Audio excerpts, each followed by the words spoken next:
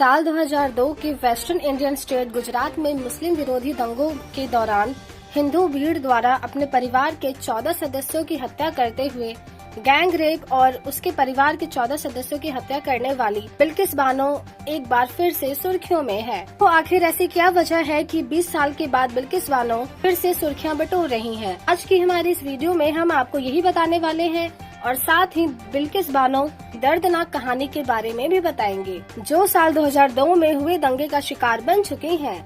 कल दोस्तों, बलात्कार और हत्या के मामले में उम्र कैद की सजा काट रहे 11 दोषियों ने सोमवार को वीरों के स्वागत के लिए जेल से वॉकआउट किया और तब से वायरल हुए एक वीडियो में दिखाया गया कि गोधरा जेल के बाहर पुरुषों को लाइन में खड़ा किया गया, जबकि रिश्तेदारों ने उन्हें मिठाई दी और सम्मान दिखाने के लिए उनके पैर छुए। और एक रिपोर्ट के मुताबिक पता चला है कि दोषियों को मुक्त करने के निर्णय की घोषणा गुजरात सरकार ने सोमवार को की है। साल 2014 में बीजेपी की सरकार बनने के बाद कम्युनिटी पर हमला तेजी से बढ़ गया है। वहीं दूसरी ओर एक और सीनियर ऑफिसर ने कहा कि एक गवर्नमेंट पैनल ने दोषियों को छूट के एप्लीकेशन को मंजूरी दे दी थी, क्योंकि उन्होंने 14 साल जेल में बिताए थे। साथ ही जेल में उनकी एज और बिहेवियर के साथ अदर फैक्टर्स भी थे।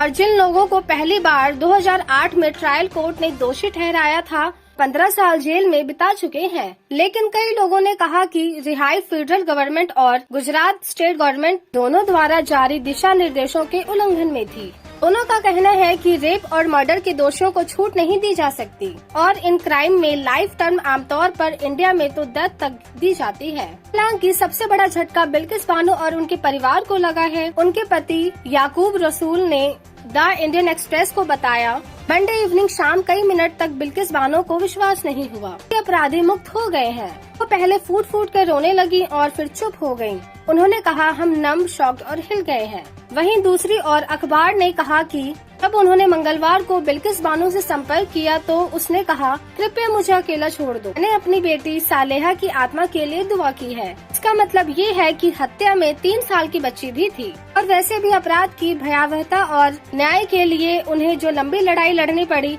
उसे देखते हुए परिवार के गुस्सा और निराश को समझना आसान है। बिल्किस बानो और उनके परिवार पर हमला दंगों के दौरान सबसे भीषण अपराधों में से एक था, जो गोधरा शहर में एक यात्री ट्रेन में आग लगाने के बाद 60 हिंदू तीर्थ यात्रियों की मौत के बाद शुरू हुआ था और फिर मुसलमानों को आग लगाने के लिए दोषी ठहराते हुए हिंदू भीड़ ने मुस्लिम इलाकों पर हमला करते हुए हंगामा किया और 3 दिनों में 1000 से अधिक लोग मारे गए, जिसमें अधिकांश मुस्लिम थे। और नरेंद्र मोदी, जो उस समय गुजरात के चीफ मिनिस्टर थे, हत्याकांड को रोकने के लिए पर्याप्त प्रयास नहीं करने के लिए क्रिटिसाइज भी की गई थी। इसके अलावा साल 2013 में सुप्रीम कोर्ट ने एक पैनल में ये भी कहा, उन पर मुकदमा चलाने के लिए इनसफिशिएंट एविडेंस थे, लेकिन क्रिटिसिस्ट ने उनकी घड़ी पर हो रहे दंगों के लिए उन्हें दोष देना जारी रखा है। लेकिन कुछ हाई प्रोफाइल आरोपियों को जमानत मिल गई है या हाई कोर्ट द्वारा उन्हें बरी कर दिया गया और अब बिल्किस बानो के साथ बदसलूकी करने वाले लोगों को भी रिहा कर दिया गया। ट्रेन में आग लगने के बाद सुबह 19 वर्षीय बिल्किस बानो अपने 3 साल की बेटी के साथ गोधरा के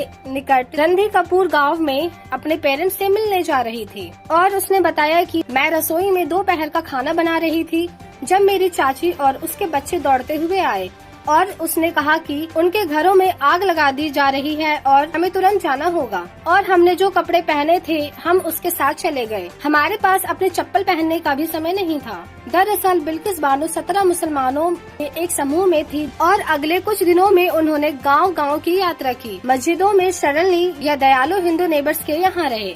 वहीं दूसरी ओर इंडिया के सुप्रीम कोर्ट ने मोदी के खिलाफ दंगों की पिटीशन रिजेक्ट कर दी और साल 2002 के इंडिया लोगों को हत्याओं पर आजीवन कारावास 3 मार्च की सुबह जब वे पास के एक गांव में जाने के लिए निकले, जहां उन्हें विश्वास था कि वो सुरक्षित रहेंगे, वहां के एक पुरुषों के समूह ने उन्हें रोक दिया। फिर उन्होंने हम पर तलवारों और लाठियों से हमला किया और उसमें से एक ने मेरी बेटी को गोद में से छीन लिया और उसने जमीन पर फेंक दिया और उसके सिर को एक चट्टान में मार दिया। और उसके अटैकर्स गांव में उसके पड़ोसी थे, जिन आदमियों को उसने बड़े होने के दौरान लगभग रोज ही देखा था और उन्होंने उसके कपड़े फाड़ दिए और उसमें से कई ने उसकी रिक्वेस्ट को नजरअंदाज करते हुए उसके साथ बलात्कार भी किया। उसकी चचेरी कजन, जिसने 2 दिन पहले एक बच्चे को जन्म दिया था, जब वो भाग रही थी तो उसके साथ भी बलात्कार किया और उसकी हत्या कर दी गई और उसके नवजात को मार भी दिया गया। लेकिन बिल्किस बानो बच गई क्योंकि वो होश खो बैठी थी और उसके अटैकर्स ने उसे मरा हुआ मानकर छोड़ दिया। और इस तरह से न्याय के लिए बिल्किस बानो की लड़ाई लंबी और भयानक थी। ये अच्छी तरह से डॉक्यूमेंटेड है कि कुछ पुलिस और स्टेट ऑफिसर्स ने उसे डराने की कोशिश की। एविडेंस डिस्ट्रॉय कर दिए गए और डेड को पोस्टमार्टम के बिना ही दफन कर दिया गया। और उसकी जांच करने वाले डॉक्टरों ने भी ये कहा कि उसके साथ कोई बलात्कार नहीं हुआ है और उसे जान से मारने की धमकी भी मिली। हालांकि मामले में फर्स्ट अरेस्ट 2004 में हुई थी, जब इंडिया के सुप्रीम कोर्ट ने मामले को फेडरल इन्वेस्टिगेटर को सौंप दिया था और टॉप कोर्ट ने उसे बात पर भी सहमति जताई। गुजरात की कोर्ट उसे न्याय नहीं दे सकती और फिर उसके मामलों को मुंबई ट्रांसफर कर दिया। इसके अलावा उसके पति ने बताया कि हम अभी भी घर नहीं जा सकते क्योंकि हम डरते हैं और पुलिस और स्टेट एडमिनिस्ट्रेशन ने हमेशा हमारे अटैकर्स की मदद की है। जब हम गुजरात में होते हैं तब भी हम अपना चेहरा ढकते हैं और हम अपना पता कभी भी दे नहीं सकते। और वहीं रिपोर्ट्स की माने तो गुजरात के नेता ने दंगों को अनुमति दी और भारत दंगा विसल ब्लोअर को उम्र कैद की सजा मुकदमे के दौरान बिल्किस बानो के हमलावरों के लिए मौत की सजा की मांग की गई। लेकिन मुंबई में हाई कोर्ट द्वारा उन्हें उम्र कैद की सजा सुनाए जाने के बाद उसने एक रिपोर्ट से कहा कि उसे बदला लेने में कोई दिलचस्पी नहीं है और बस चाहती है कि वे समझे कि उन्होंने क्या किया है। और मुझे उम्मीद है कि वो एक दिन अपने अपराध की भयावहता को समझेंगे कि कैसे उन्होंने छोटे बच्चों को मार डाला और महिलाओं के साथ बलात्कार भी किया। लेकिन उसने कहा कि वो चाहती थी कि वे अपना पूरा जीवन जेल में ही बिताएंगी। तो दोस्तों, आप क्या कहना चाहेंगे 2002 में हुए दंगे में बिल्किस बानो से जुड़ी इस दर्दनाक कहानी के बारे में जानकर? अपना ओपिनियन नीचे कमेंट करके जरूर शेयर करें और हमारे चैनल को सब्सक्राइब करना ना भूलें।